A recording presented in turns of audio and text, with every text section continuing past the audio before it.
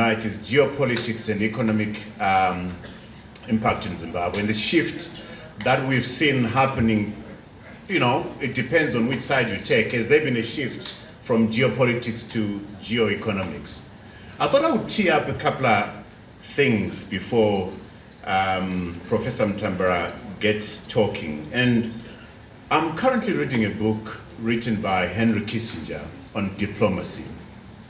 And Henry Kissinger's book reminds me that sometimes because of the situation that we are living in at times, we think that our times are different from the times that have gone past, that there's more turbulence now than there was in the past. When you go back to read history, you find that each season, each time, each generation goes through its turbulence, and each generation gets to interpret the kind of turbulence that it is going through. And at that particular time, it appears it's the worst kind of turbulence that you are experiencing until history comes and maybe corrects you. So the shift from geopolitics to geoeconomics, I thought I would tee a couple of things. So there's a couple of things that have become, and I want you, Prof, to engage with some of those things as you talk. I don't know how many of you have realized that with the increase in technology that we have, we've all become victims of hacking. We've all become victims of hacking. As we see it right now, the United States government is on alert. There's a huge nation-state cyber threat actor that is facing United States government. This is in an age where we've got the most powerful tools, technology, and so forth, yet the biggest power in the world faces a threat from technology. As we sit right here, talking of geopolitics and the pressures that are taking place around us, I'm sure some of you will be aware that President Donald Trump has given permission and has given a prize, $50 million, for anybody who's going to give information is where President Maduro is, so that he's arrested and charged for drug trafficking. The reasons being given are immigration and drug trafficking. When was the last time you had America speak so openly about the use of the CIA? I'll tell you when the last time I heard the Americans not ashamed of talking about the CIA being used for regime change. They killed Patrice Lumumba. They were involved in the Iran-Contra scandal. They attempted to kill President Kwame Nkrumah. They were involved in supporting the UNITA in Angola. They were involved in supporting the regime of President Habre in Chad. That's a whole turbulence that is going to be affecting the world. We are now at a point where it's okay for America to talk openly that they're going to topple a government, and we need to be aware that's become a factor. As we sit here, India is reeling from 50% tariffs that the Americans are going to be imposing on all Indian exports. The fight with China is on hold at the present moment, but the destabilizing factor of those two factors, absolutely amazing. Then I remember the last time I was here, there was presiding over the big debate, as I'll do tomorrow.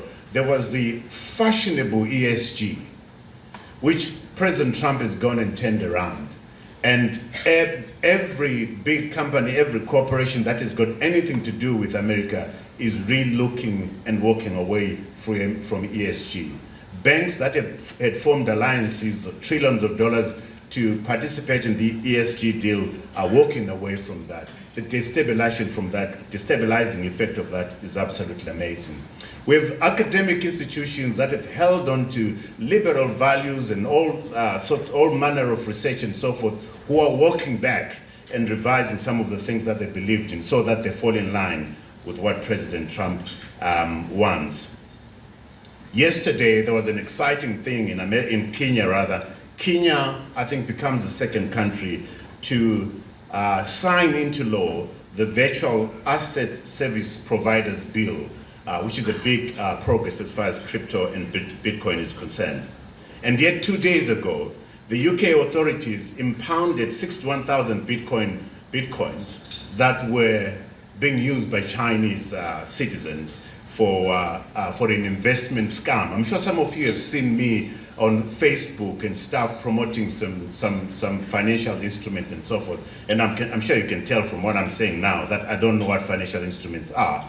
And why would I be on Facebook promoting financial instruments? But there's some people who are actually being sucked in. And there's a lot of money on that. 1.7 billion of Bitcoin was impounded only yesterday in the UK. So what am I saying? Our world is full of tension. Egypt is almost at throes with Ethiopia over the building of a massive dam. We don't know how that is going to turn out. There's a big opportunity around the Pan-Africanist African Free Trade Area. Some people don't know it exists, but I'm sure the CEO Roundtable people know that it does exist and the opportunities that reside there and the threats. Professor Mutambara, this is by way of teeing this up for you. You are an academic. I'm sure you might want to drill down and make us aware with what geopolitics and geoeconomics is all about. And then you'll have 5 minutes. I'm going to hold you strictly to that 15 minutes rather. 15 minutes, over to you.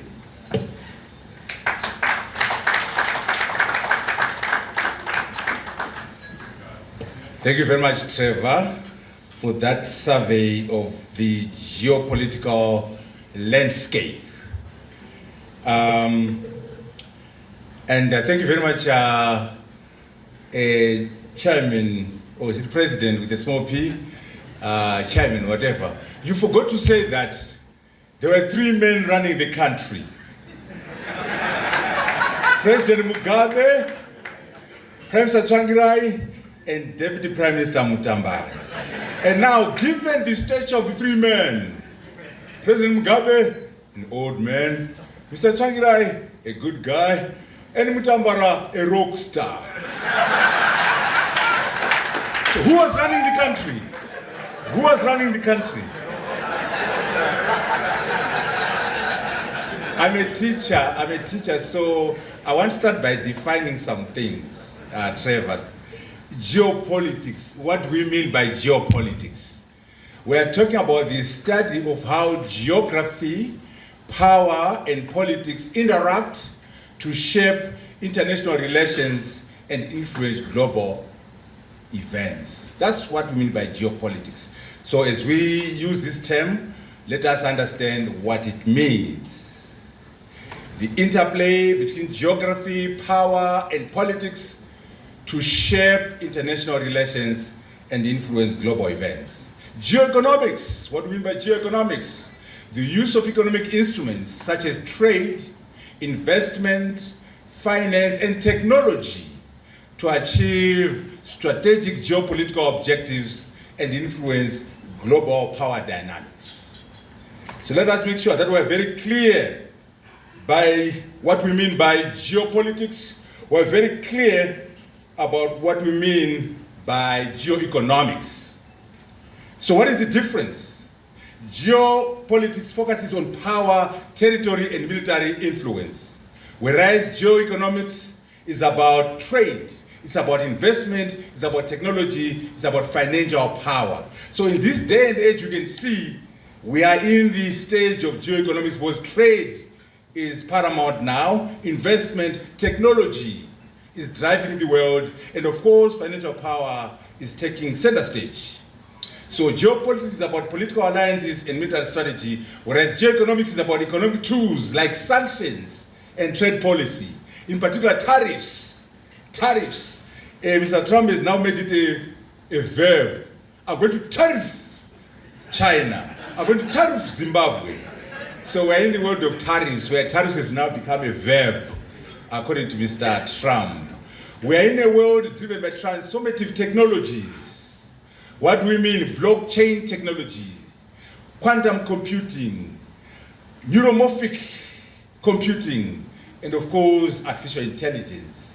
We are shifting slowly but surely from geopolitics to geoeconomics, emphasizing trade, emphasizing investment, emphasizing technology. And we in Africa, the question is, what does it mean for us?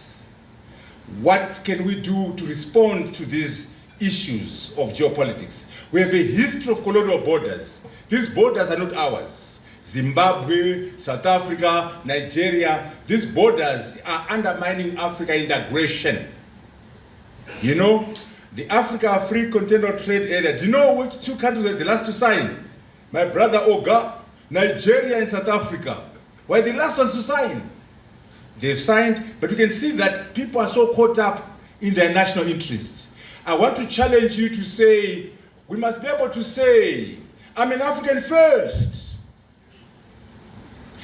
A citizen of SADC second, and a Zimbabwean third. Oga, can you say, I'm an African first? A citizen of ECOWAS second, a Nigerian third. If we can't say that, we are not serious about integration. And most of us can't say that. And our leaders are not ready anyway. Because when we are successful under integration, there will be one president of the continent coming from Gabon, maybe. And so Ramaphosa will be Minister of Agriculture. Mnangagwa will be Minister of the Youth of Africa.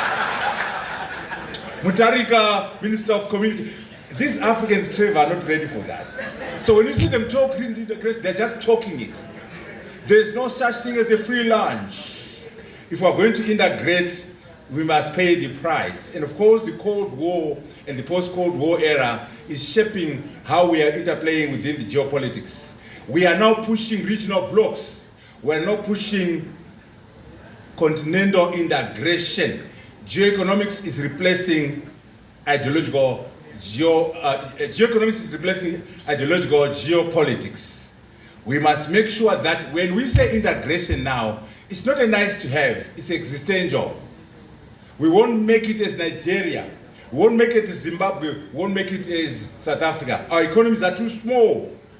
We must work as Africa. Can you imagine if I was to walk up and say, Mr. Trump, here come, I'm the African. I speak on behalf of 1.4 billion Africans.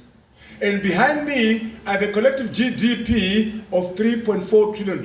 I have all these minerals, the diamonds, the gold, the rare earth minerals, the critical minerals, under one command. Under one command. I am the African. The Americans will listen to you, not out of love, out of economics. The Chinese will do the same out of economics, and you can get a better deal when you negotiate as 1.4 billion people with a collective GDP of $3.4 trillion. And all the minerals in the DRC, in Zimbabwe, in Nigeria, in Botswana, under one command. That is how we are going to survive in this new world of geoeconomics.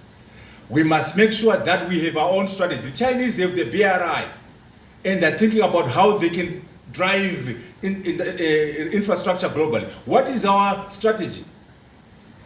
We can't just respond to the Chinese efforts. What is our own agenda towards China? What is our own strategy towards Europe? As Africa, we are always reacting. But under this framework, Trevor, I think we must say, what is our strategic approach to China? What is our strategic approach to America? What is our strategic approach to Europe? Because Europeans have an agenda, they're looking at energy, trade, and security, and they're competing with China. And the Americans the same. And they're emphasizing governance and democratic values, but at the core of it are their own interests. The BRICS is another arrangement. South Africa does not belong to the BRICS. They only belong if they go with us as Africa, given the economics of Russia, of China, India, and Brazil. So, unfortunately for South Africa, Zuma and Ramaphosa are very nationalistic. The only one who was Pan-Africanist was Mbeki. So South Africans are inward looking. They must think in terms of Africa, not South Africa. Critical minerals. This one is very important because right now when you say energy transition, when you say new technologies, when you say AI, all these things are driven by critical minerals and rare earth. That's why you find Trump is having a rare earth deal in Ukraine. He's talking about a deal with Rwanda and DRC on critical minerals. How can we fashion our response in geopolitics around our minerals? We control 35% of global critical minerals. And so what can we do around leveraging our critical minerals as we move? And also the principles of sustainable development.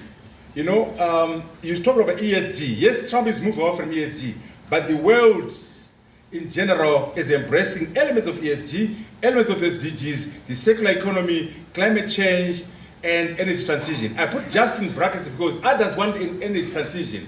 We want a just one because we have to address energy poverty. So the transition must be on our terms. The transition must be resolving and addressing energy poverty first. If it means we're going to burn coal and oil for the next 10 years to address energy poverty, we're going to do that. Whether Ango Sem likes it or not, the Africans must determine the nature of their energy transition.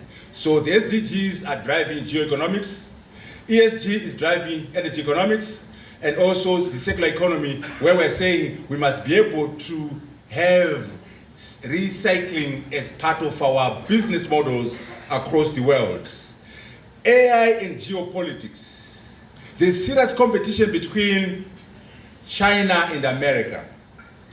Mainly, AI affects geopolitics, geopolitics affects AI. The AI conference is tomorrow, but I wanted just to say, remember, this is a serious competition. It's a war. Here's what the secretary is saying. We don't sell them, the Chinese, our best stuff. Not our second best stuff, not even our third best stuff. Those are the Americans talk about the Chinese, and the Chinese are responding in kind. And Walter Isaacson, the book that Trevor likes a lot is called Genesis, written by Kissinger and two tech guys. When he was launching it last year, Walter Isaacson, who is a top historian and academic, he says, we must, and I quote, we must ensure that these AI systems reflect our American values, reflect our Western values, and not those of the Chinese. So, Ken Sharp, as we embrace those AI systems, ChatGPT-5, Grok 4, remember, the creators have an agenda which says we must ensure these AI systems reflect our American values, reflect our Western values, and not those of the Chinese. This is the nature of our geopolitics. What are the implications for Africa? We need to think about industrialization. We need to think about how we can strengthen continental value chains. The Africa Free Continental Free Area, we must make sure we leverage the Africa Free Continental Area and also shift from raw imports to manufactured goods. That's why we said we must not have a slogan that says mine to port strategy. Mine to factory. Because we're talking about beneficiation, we're talking about value addition. And remember, please, we're talking about 1.4 billion people working together with a collective GDP of $3.4 trillion. And we are talking about our minerals being under one command. The Lobito Corridor, we call it the Lobito Corridor of shame. How do you build a corridor of a railway line to take minerals from the DRC and Angola to the shore? That was a deal that was struck by Biden when he came to Angola, and there was Angola there, DRC, and Zambia. We must have been talking about the Inga Dam. We should have been talking about beneficiation. Again, Rwanda and the DRC, we are not happy about you. How do you sign a deal with Trump and give him all the critical minerals from the DRC over a foolish little deal with Mr. Trump? We must not negotiate as DRC and Rwanda with Mr. Trump. Rather, go there as Africa. We must move away from bilateral deals and work together as a bloc. Regional integration requires that we work together. And beneficiation requires integration. For example, if we say South Africa produces a baki, Malawi a tractor, Zimbabwe a car, Nigeria a lorry, and we declare as the AU who buy our baki from South Africa, who buy our tractor from Malawi, who buy our car from Zimbabwe, and our lorry from Nigeria. Already you can see those industries will flourish. A major issue about beneficiation is market size, and the market will come from regional integration. Let us learn from the Chinese. Trevor, you just come back from China, and you are overly impressed. What can we learn from the Chinese around geoeconomics, around infrastructure? Look at the roads in China, the railway network, the public works, the role in energy, renewable energy, electric vehicles. 70% of the electric vehicles in the world are being made in China. 80% of the panels, the solar panels, China. 40% of patents globally, China. Generative AI in inventions, 6 times America. China is producing 1.4 billion engineers a year. America, 100,000. China was able to move 800 million people out of poverty in 40 years. What can we learn from China as we push our own agenda in geoeconomics? Value addition, leadership. I have nothing against economists and lawyers. We need more engineers running countries, medical doctors, physicists.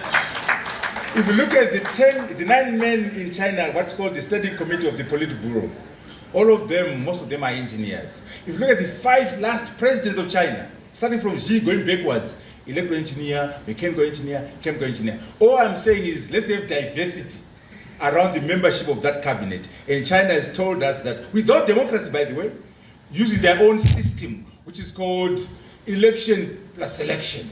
I don't know what that means. Trevor will explain to us what that means. And corruption, they shoot them. When are you shooting your first corrupt person in Zimbabwe? In China, when you are corrupt, they shoot you. Those are the lessons from China. And energy from China, you can see they're producing energy. And we are done, Trevor. All I'm saying is, Trevor, can we make sure as Africa will move from being a pawn to a geopolitical, geoeconomic actor? Can we use geoeconomics to empower ourselves? Can we invest in knowledge, digital, and the AI infrastructure that we need? Can we become a player? Can we learn from China, Singapore, and Malaysia? I conclude on this note. I know some of you, because you are CEOs, right? You think that you're doing well. I'm a superstar CEO. I'm a superstar journalist. I'm a superstar professor. I've got news for you. I've got news for you, Mr. Superstar Trevor.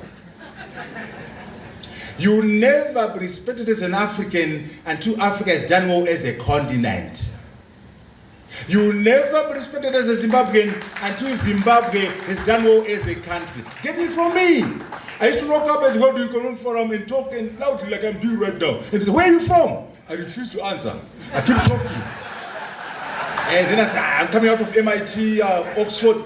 They say, no, those are schools. Where are you from? I refuse to answer. Eventually I get tired. I say, I'm from Zimbabwe. Oh, come on. You're from Zimbabwe. If you're that smart, how come your country is messed up? If you're that smart, how come there's cholera in Harare? No, Mutambara. You are no superstar. You see, my superstardom, my rock star status is undermined by the bankruptcy of my country. So no, Trevor, you are no superstar. I think it's okay.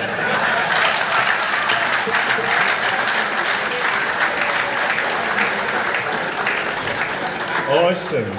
I mean, who else to fire up a room after a whole 2-day session of CEOs getting together? Let's give him another round of applause.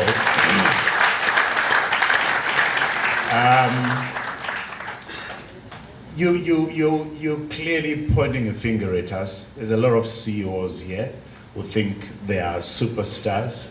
Of course, I think I'm a superstar. When I was in China, you talk about this, guys. When I was in China, I'm sure some of you have been to China for a number of times. When I was there, I felt very small, minuscule, in a population of 1.4 billion. This black person walking around. And that speaks to your point. Unless, and walking around and realizing that actually, these people that you are talking to and mixing with don't take you seriously. And it's because of where you come from. So I want to commend the CEO Africa Roundtable, guys, for what you're doing. there's Nigerians, and there was a lot of other people from the continent here. For me, this is the beginning of the building blocks of what Pan-Africanism is all about. But Prof, having said that, from your comments, and I would love people to come in, having said that, from your comments, it looks like this is still a pie in the sky. It sounds like this is still a dream that we want. Some of us, when we were born, you know, the Pan-African vision was there, the dream was there, but little has happened. The African Free Trade Area as a concept is like you said, Nigeria and South Africa were the last to sign. Little has happened. What are the building blocks of this Pan-African movement that we see happening? Does it start at an individual level? Is it the people that we're talking about? Is it these regional organizations that we're talking about? Is it our governments? How do we build a sustainable Pan-African movement that affects, at the end of the day, our stature as a people? The starting point is to realize that it's not a nice to have. It's existential, more so in the AI revolution. If we don't unite and work together as 1.4 billion Africans, we are going to become victims of the AI revolution. So when I say unite, Kruma talked about it, but now it's more important for us to work together because it's existential. That's number one. Number two, we must understand the benefits across the board of integration and also understand that there's no such thing as a free lunch. America is a big country, the biggest economy in the world, but they paid a price for that unity. The worst war America ever fought was the Civil War. More people died in the Civil War than those that died in the First World War and Second World War put together in terms of American lives. The Civil War was more devastating to America than World War I and II put together. That tells you that when you say the United States is so successful, 300 million people, $27 trillion GDP, they paid a price to get it. Do you realize that it would be nice for Newsom, for the governor of California, to go to the UN and address as president of California? It would feel very nice. It would be very nice for the governor of Georgia, of Texas, to go to the UN and speak. They gave up on the presidency of Georgia, the presidency of Texas, the presidency of California to get the United States of America, where one man goes and speaks at the UN. But the benefit are the largest economy in the world, the best, you know, the most admired economy in the world. There are problems, but just generally. So as we embrace integration, we must remember that we're going to pay a small price for, in particular, the egos of the leaders. And what's so special about you Africans? 55 leaders. There's one leader in China, they have 1.4 billion people. There's one leader in India, 1.4 billion people. One leader in America, I've already described. So we must understand that, let's integrate, but we might have to give up on a little bit. A little bit. And also, sovereignty. This thing we prize a lot. National sovereignty.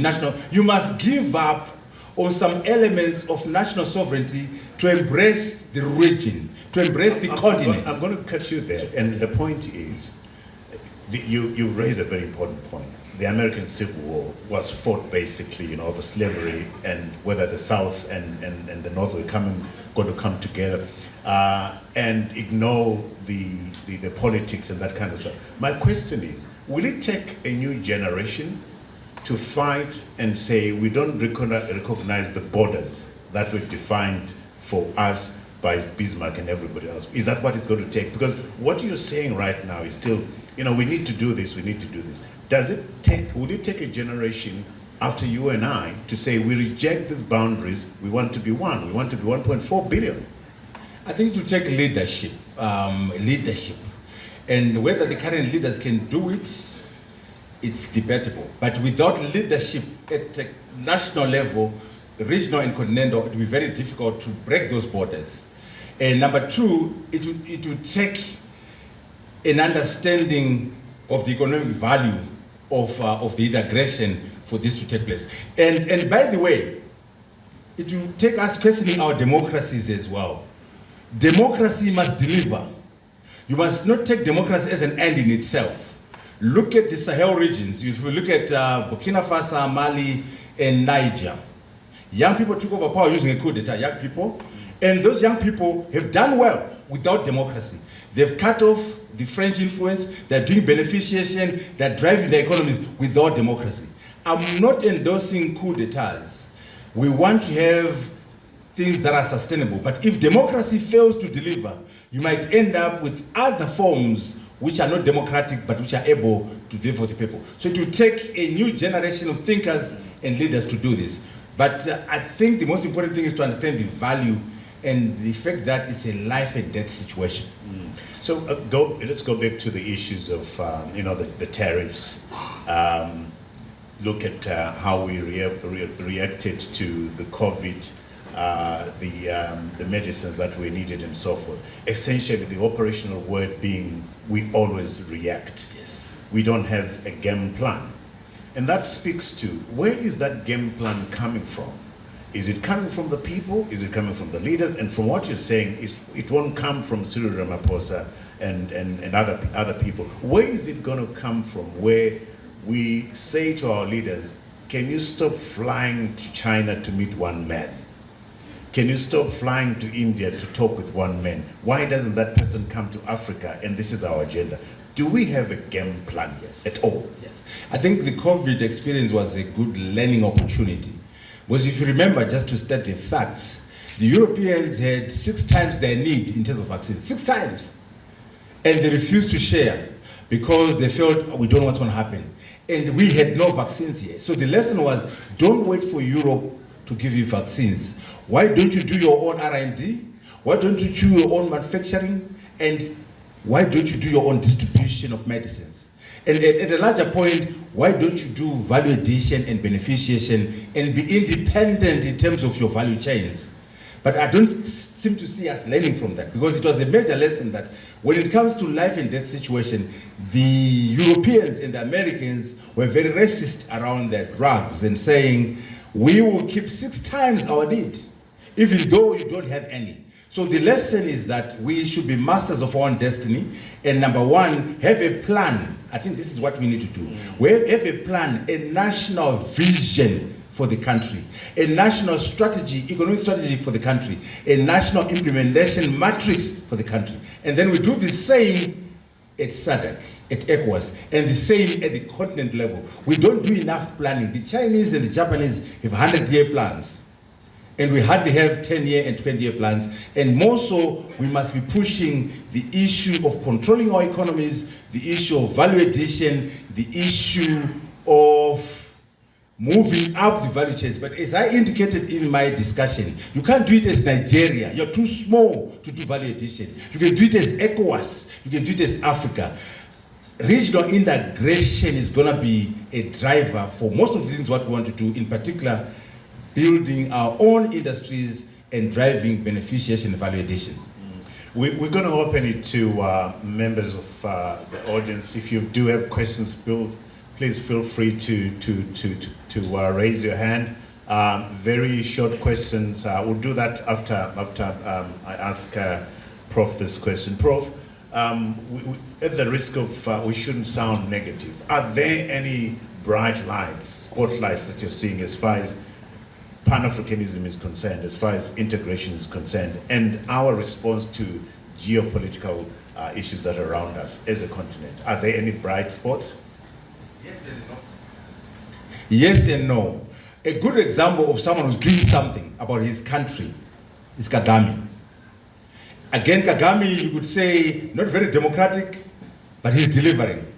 Is this model sustainable? Maybe not. But for now, Kagame is delivering in his country. Go there. You see the young women running institutions, young men running institutions.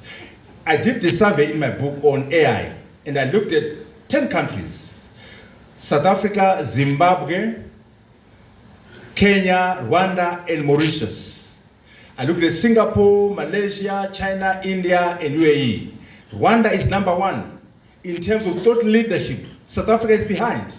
So if you're looking for some bright spots, let us learn one or two things from Rwanda.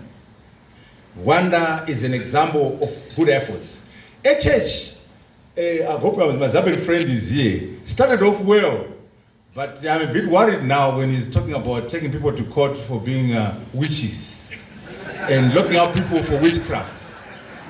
You know, some of these stuff, they start very well. There's so much good for HH. But my brother HH, I'm worried about you, brother HH.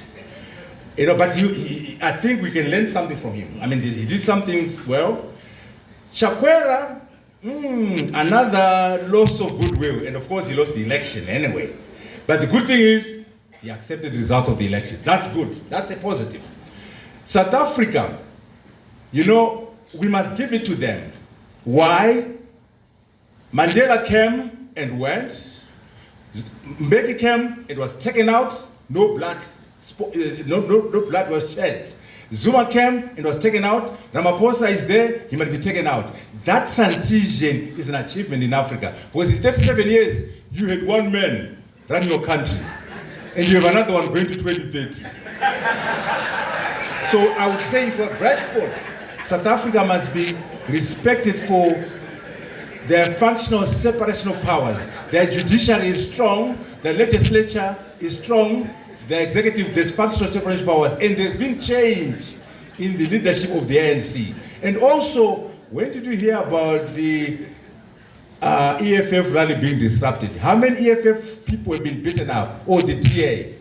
So, if you want some bright spots, I would say there are bright spots in South Africa, bright spots in Rwanda, bright spots in Ghana, change of government. We must respect that, but we need to do more than that. And we must always remember, democracy cannot be an end in itself. Democracy must be a means to an end. Democracy must deliver.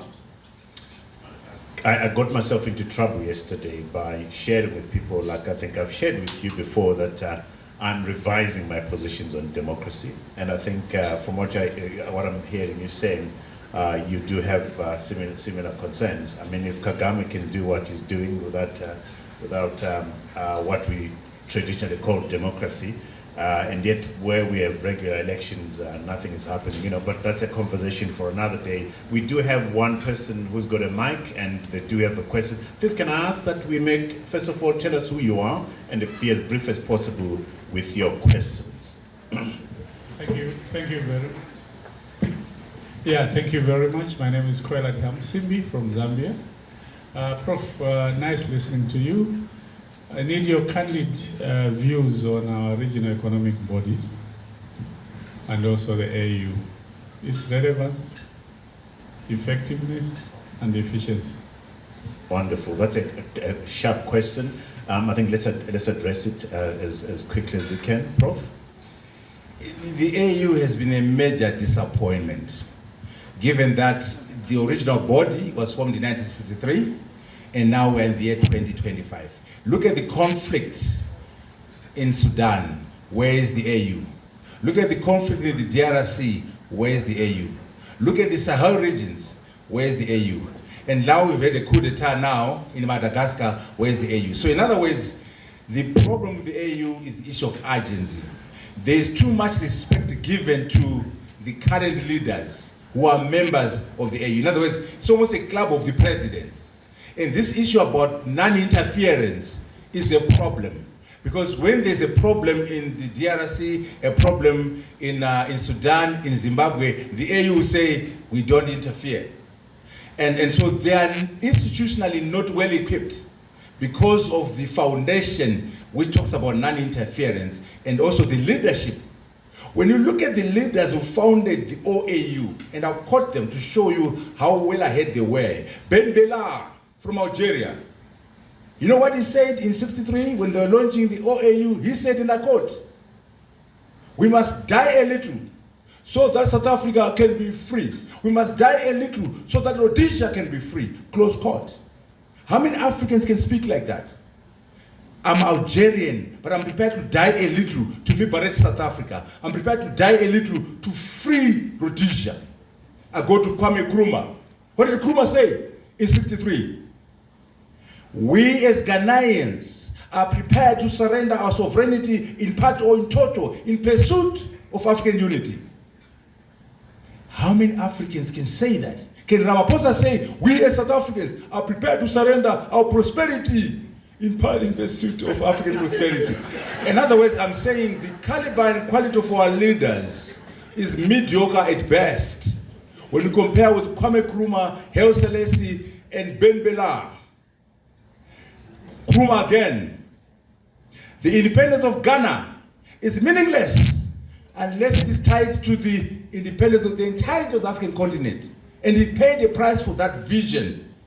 And of course, we have our Americans carrying out the coup d'etat in Zaire. Lumumba is taken out, and also Nkrumah is taken out. So I am not happy with the AU. One, the caliber and quality of the African leader is deplorable. Number two, institutionally, the AU is not structured to bring about integration. You know, I said jokingly about a president coming from Gabon. Do you think the AU will embrace the United States of Africa, where there's one president? They will legislate themselves out of office. So those are the challenges which are institutional and personal. We have a deficit and dearth of leadership at the AU. The question then is, what's the problem with us? Is it us? Is it our leaders? Why can't we get our game together? 60, 70, 80 years. How can we resolve this? I think we need to take collective responsibility as a people, because we elected the leaders. We also are the ones who are running businesses. We also are the ones who are running civic society. We also are the ones who are running universities, where the thought leaders. So I think we must take collective responsibility for our successes and our failures. And the change will come from all of us. So I would not want to blame the leaders alone without blaming us who create the leaders. Because Nkrumah was a product of his generation. Ben Bella was a product of his generation. And the same applies to Chris Hani, Tongo Gara, and all these other people who sacrificed. And by the way, short callers and you superstars, you think you are successful as a PhD from Oxford. Think about Chitepo, Trevor. Chitepo was the first black barrister in this country. In other words, yet the entire country is his potential clients. Do you understand the business opportunity for Chitepo? But he gave up and pursued collective success. And he died. Being the first barrister in your little PhD, little MBA, and you think you're a superstar. Chitepo was a superstar, but he gave up on his superstardom to free you. Parenya Atwa, the first medical doctor in Zimbabwe. Can you imagine the potential, the business opportunities he could have gotten as the first black doctor? The entire country were his potential clients.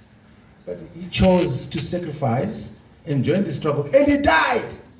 So how many? What are your questions? I'm saying now, how many of us today are prepared to do the kind of sacrifice that we saw Chitepo, Mandela, Parenya Atwa? In other words, I'm saying guilty is charged. As a generation, we are guilty as charged.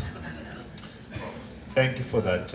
I think that in itself, that statement in itself, I think ought to prick some of us here. What's my responsibility for moving my people forward? What's my responsibility for moving the needle as far as Pan-Africanism is concerned? Because collectively, we own this mess. Collectively own this mess.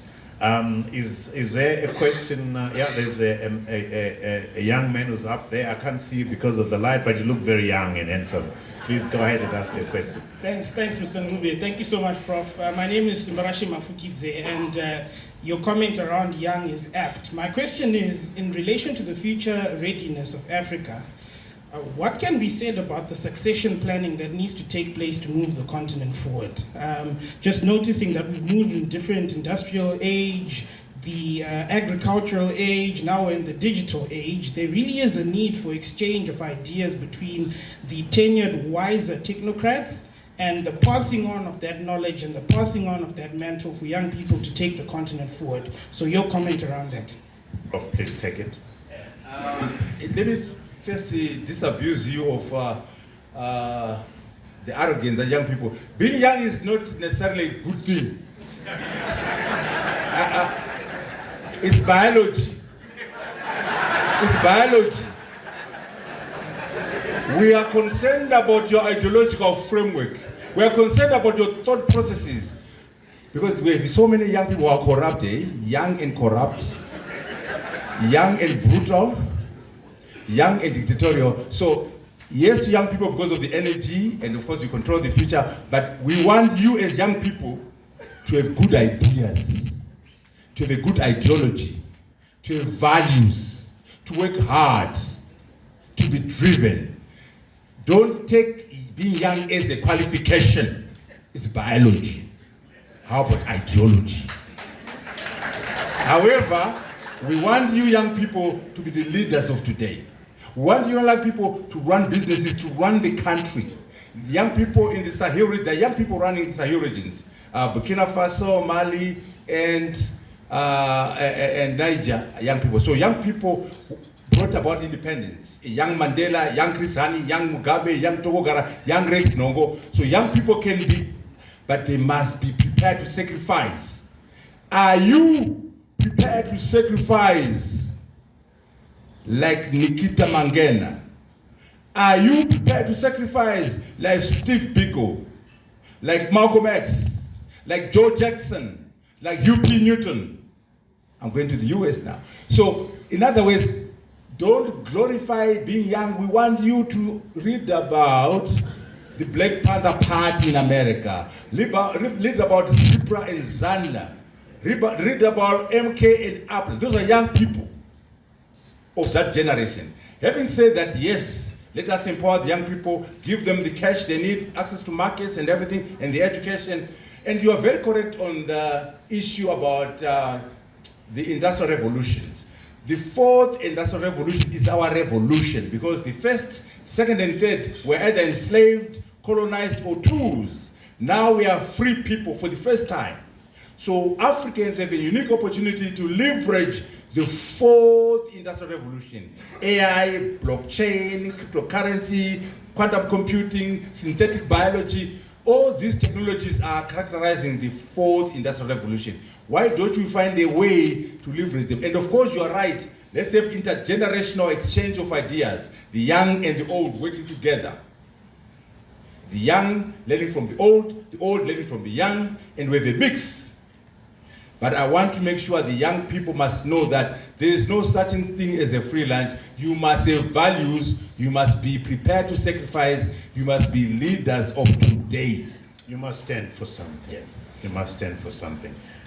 Prof, in view of the geo-economic factors that we are looking at right now, what's the one that concerns you the most, particularly its impact on the continent? We're looking at tariffs, the verb that has been invented. We're looking at AI. We're looking at Bitcoin and crypto. I see a lot of young men running around and saying, you ask them what they're doing is, I'm trading in crypto. There's a lot of that happening. Which of these geoeconomic factors that are facing the continent concern you at the moment? I'll pick three. The AI revolution. And I'm glad we'll talk about it tomorrow. But we don't realize the power of this one. I want you to think about fire. When fire was discovered, can you imagine the impact that fire had when it was discovered? I want you to think about electricity. 1789, when that electric bulb came through Edison. Electricity. It's okay. The official, we can give, doesn't matter who brought it.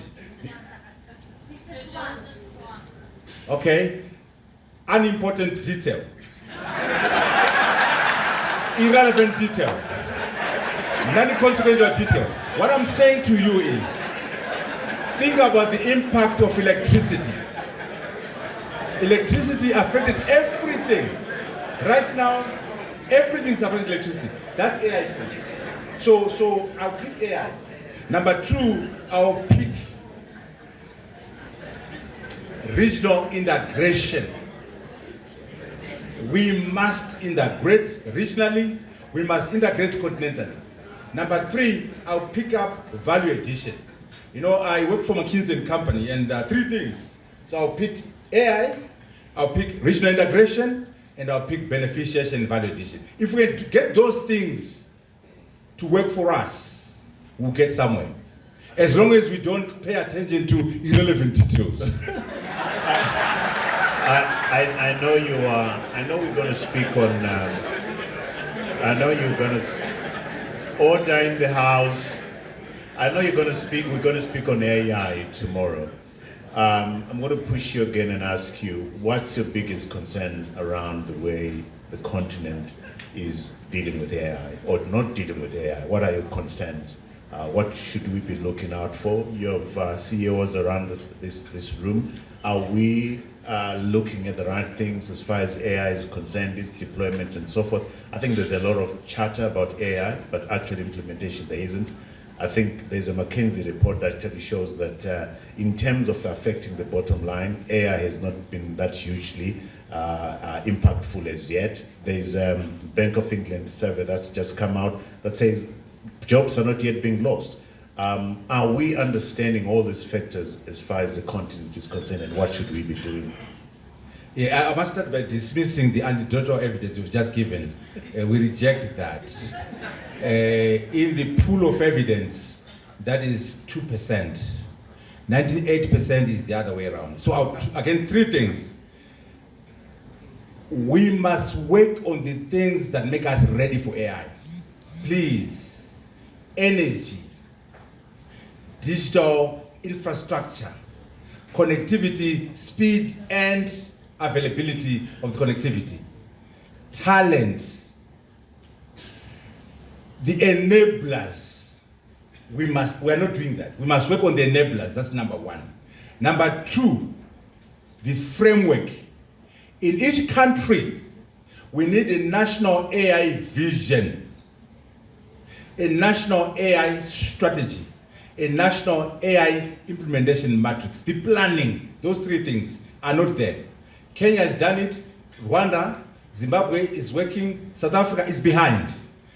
We must get that planning done. Vision, strategy, implementation matrix. The last one is more important, the implementation, because we're saying, who's going to do what? When are they doing it? Where is the money coming from? How are you going to measure success or lack of it? What are the milestones? What do you monitor and evaluate and go backwards? So those 3 are critical. Then the last bucket, Trevor, the last bucket is, so I said, let us prepare for AI by working on the enablers.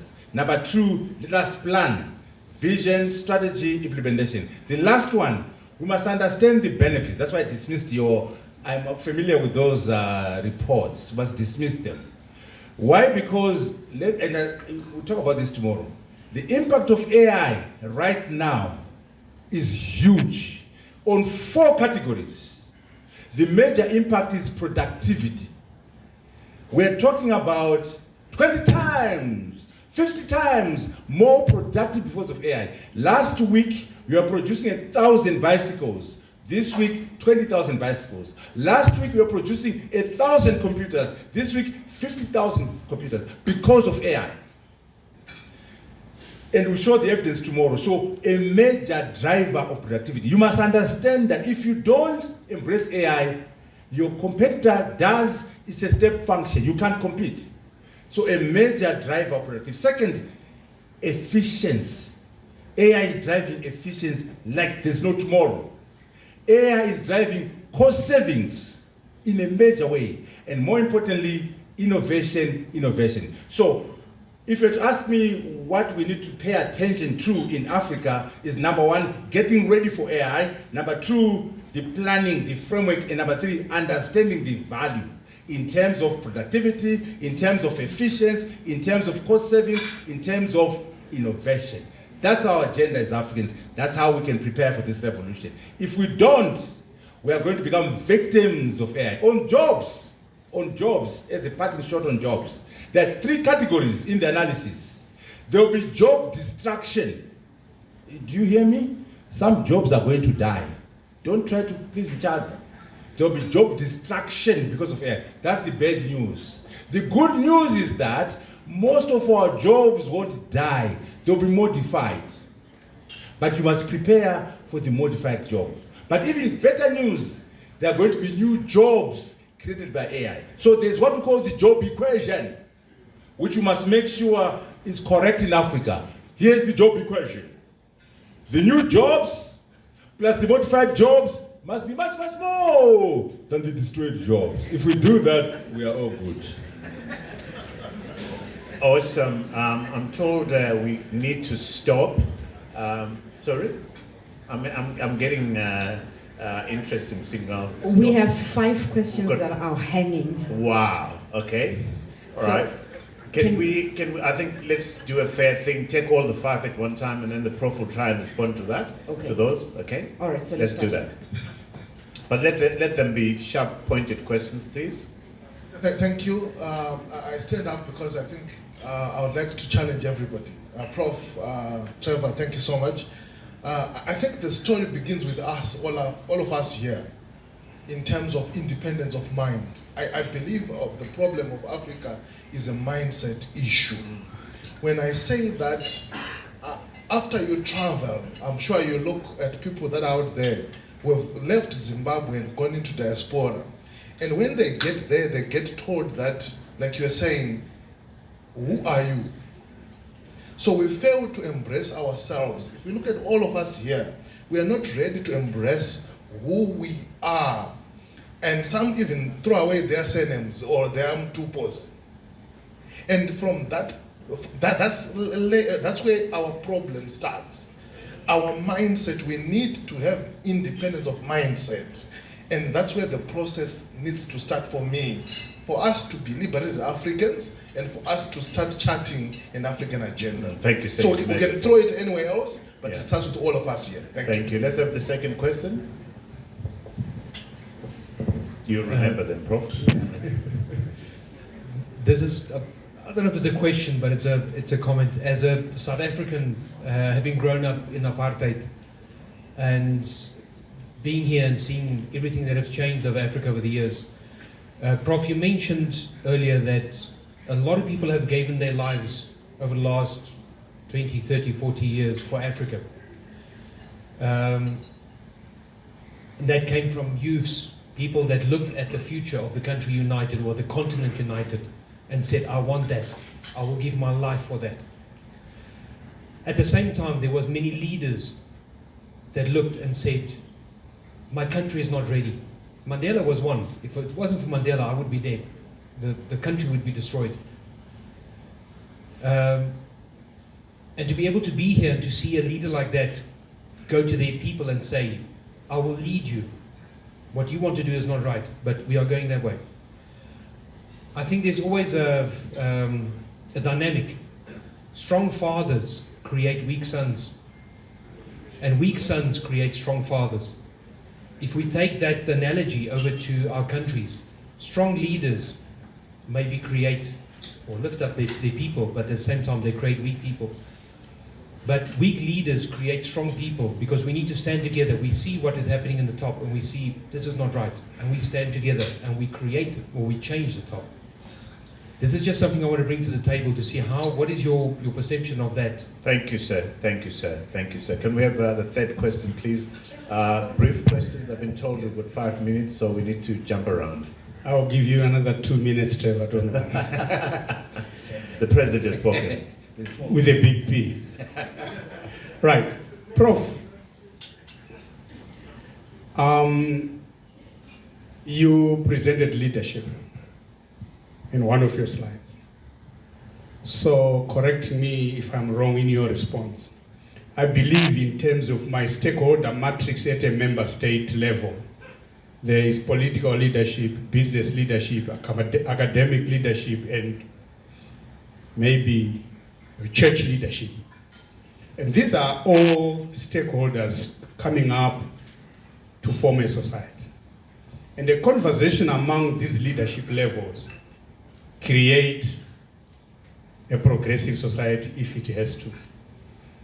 And what I've seen in many African countries, politics dominates. And I'll give examples. Go to South Africa today. If I go to you, Mandela left. Mbeki was removed. Zuma was removed. You're not sure about Cyril.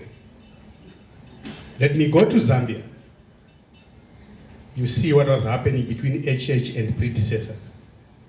Even now, an African embarrassment in terms of the predecessor died, and there's a whole lot of global news around burial arrangements and all that. Let me put that aside. Let me go to Malawi. Kamuzu Banda Mbumba Yanga, Bakili Muluzi, we need freedoms. Professor came, and now another professor, the Jenny. And you see the politics. Come back to Zimbabwe. Even before independence, the politics was dirty. And until today, we vote today, we get the results, the next day we are preparing for the next election. Nothing productive happens. And you have to be correct to be peaceful. Okay? So, Prof, you are a politician. You are an academic, come politician. And within that matrix and the state of Africa, do you think this continent needs politicians? Thank you, sir. You can sit down now. Okay, one last question. Two, okay, quick ones, please. You mustn't, you've given Ken Sharp the mic. Hi, Prof. My name is Tabo. I heard you talk about one African president, and you didn't mention something like one African continent where we talk about one currency. I'd like to hear what's your view on one currency in Africa. Thank you. That's a very sharp question. Ken? Mine is only 30 seconds. Oh, thank you. The word, Professor, is symbiosis. How can we as Africans, I'm white and you are black, but we love our country as Mana Wevus. So why can't we love our continent together? And what is it, the one thing my daughter says, united we stand and divided we fall. So what is it, the one thing, if we were to concentrate on, all of us together collectively, that we could achieve symbiosis? Fantastic, good question, Bud. Prof, over to you. Yes, thank you very much. Mindset. Totally agree with you. Or I can say, read my book. Read my book. Because mindset is so foundational. You can't do anything without a mindset shift. For us to do beneficiation, we must believe we can build. For us to buy our own products, we must believe made in Bari is okay. So mindset is everything. I share your views, and so I won't say much, but to say, read my book. But Trevor, mindset shift is most of our problems because of our mindset. Sure. So he's on the money, so I won't say much on that. Mandela, don't glorify Mandela. Please don't. He served a role to bring the transition, but right now South Africa is untransformed. It's a white power structure, white economy, right now as we speak. That's the downside. The separation of power is working fine, but the economy is very white because of Mandela. I'm dramatizing that. Don't glorify the role that Mandela, he brought everyone together, but he didn't transform the economy. That economy is white. So we need to make sure that, yes, we give Mandela his credit for bringing everyone together. We need a Chris Hani now to transform that economy to make sure that everyone has a piece of the pie in South Africa. Some people even feel that that constitution in South Africa that we worship was a surrender document, was a compromise document. Because you can't have people who are protagonists fighting like that, coming off the document, which will benefit the victims of apartheid. So anyway, but I'll leave that to say, Mandela played his role, but South Africa still needs a different type of leader from Mandela to succeed. Leadership, we need all types of leaders. And you are very right, we concentrate too much on politicians. We need business leaders, We need academic leaders. Sorry, Prof. There's a table there that's really causing problems. Can we respect others when they're talking? Thank you, sir. Otherwise, we lock you up in Zambia. So you're very right. We tend to put much premium on politicians who have no business mindsets. So we need every type of leader, civil society leaders, academic leaders, business leaders. But sometimes maybe we need business leaders who become political leaders.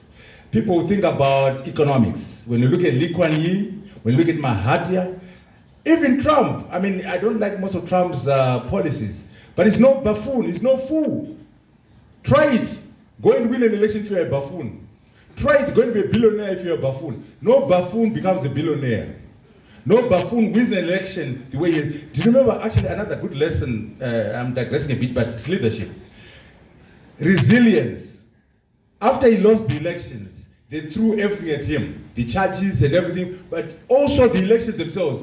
Everyone and their grandmother begged Harris, Taylor Swift, Beyonce, Obama, Michelle, Oprah Winfrey, everyone and their grandmother were opposed to Trump, and he won. Why?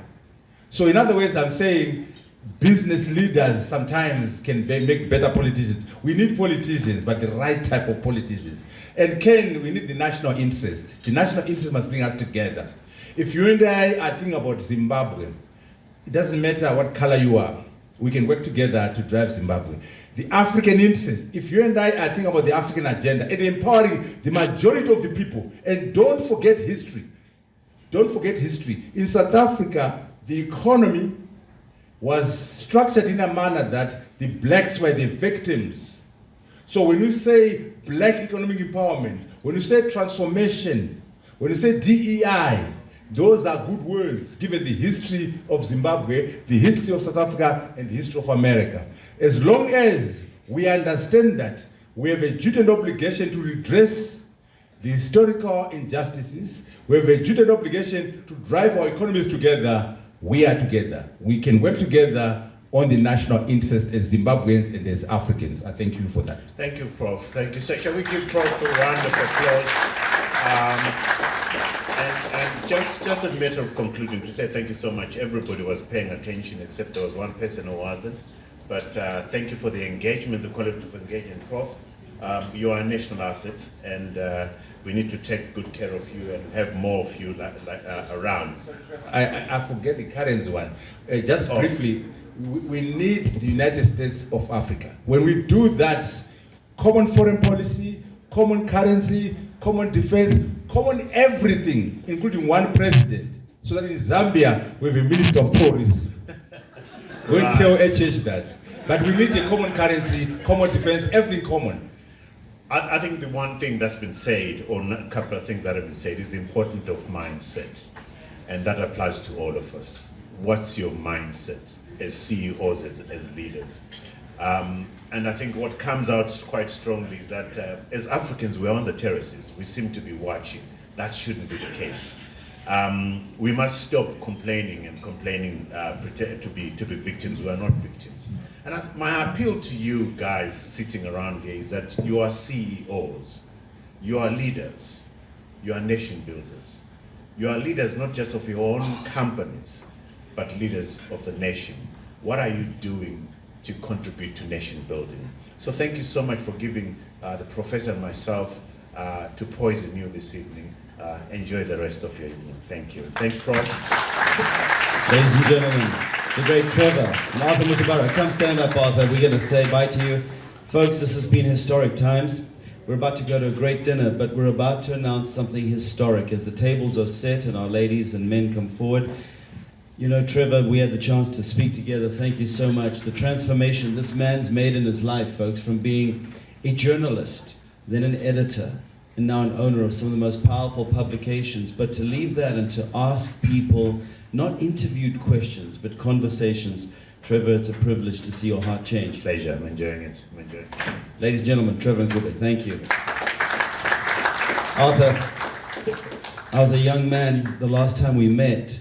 Xavier Kasikuwere and yourself were leaving at the Vision 2030, and I thought, what will 2030 look like? And I could see so much power struggle, but you know what I see in you? You've shifted, you've changed. Now, some of the facts you made tonight may not be facts. Facts are friends. For example, the Civil War in America was fought to free slaves in the major part. Hundreds of thousands of people died to set black people free. That doesn't mean to say I'm a fan of everything American, but you know what I'm a fan of tonight? I'm a fan that you brought ideas to us. Thank you. No one knows the pain of being a leader. And even if you're not right on everything, if there's just one right that's helped me tonight, thank you. But I must respond. Everything that I said was factual. Thank you. Professor Politician Arthur Mutambara. Perhaps. But please don't let my opinions get in the way of facts. All right. We're moving on. We've got a very brief something to show you. It's historic. The context couldn't be more poignant. And folks, all of you are such thought leaders in your own areas. Here's what's about to happen. About 10 years ago, this organization, CEO Roundtable, talked about being a Pan-African group. Tonight, we're about to seal a deal on not one, but 2 deals that are quite significant. That's happening right now. Number 2 to that, it happens because of relationships. It happens because of trust. Like Zara last night, giving us an incredible vision of what we could do on our energy grid and beyond. If we don't have trust built on the foundation of integrity, we can't go forward. But tonight, I think we're talking about that. And it's painful, and we're going to work it through. But you're about to see 2 deals be signed tonight. I'll close.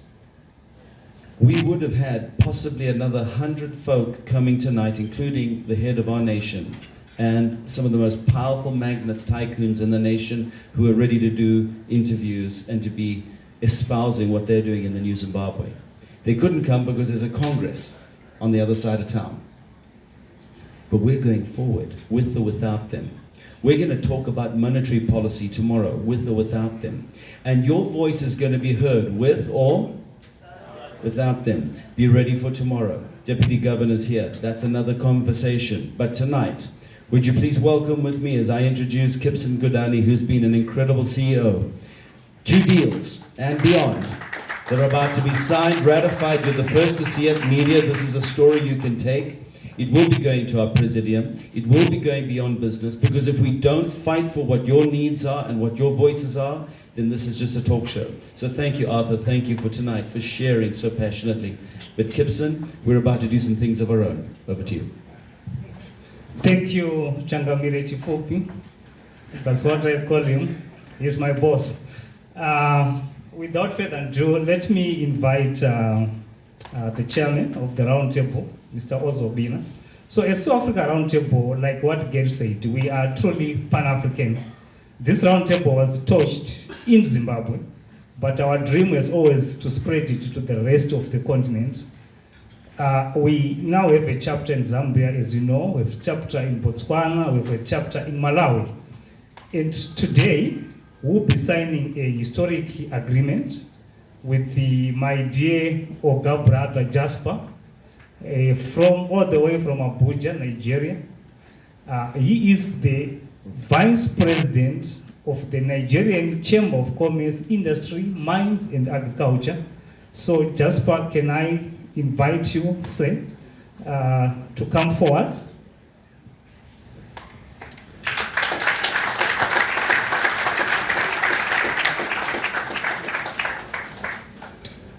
I think